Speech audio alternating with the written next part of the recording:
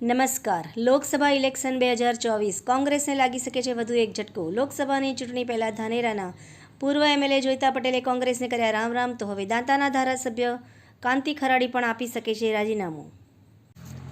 લોકસભા ચૂંટણી પહેલા કોંગ્રેસને એક બાદ એક ફટકો પડી રહ્યા છે. આ દરમિયાન ગઈકાલે નારાયણભાઈ રાઠવાએ રાજીનામું આપ્યા બાદ કેસરીઓ ધારણ કરી લીધો છે. આ દરમિયાન હવે ઉત્તર ગુજરાતથી કોંગ્રેસ માટે ચિંતાજનક સમાચાર સામે આવી રહ્યા છે. વાત જાણે એમ છે કે લોકસભા ચૂંટણી પહેલા ધાનેરામાં ભડકો થયો છે. વિગતો મુજબ ધાનેરાના પૂર્વ ધારાસભ્ય જોઈતા પટેલે કોંગ્રેસમાંથી રાજીનામું આપ્યું છે. આ તરફ અન્ય એક મોટા સમાચાર એ છે કે હવે દાંતાના વર્તમાન ધારાસભ્ય કાંતિ ખરાડી પણ રાજીનામું આપી શકે છે.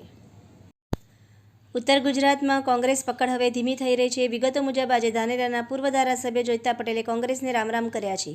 પૂર્વ ધારાસભ્ય જોઈતાભાઈ પટેલ પ્રદેશ પ્રમુખને રાજીનામું મોકલ્યું છે. આ તરફ હવે કોંગ્રેસના દિગ્ગજ ગણાતા જોઈતા પટેલના રાજીનામાથી કોંગ્રેસ અવઢવમાં મુકાઈ છે.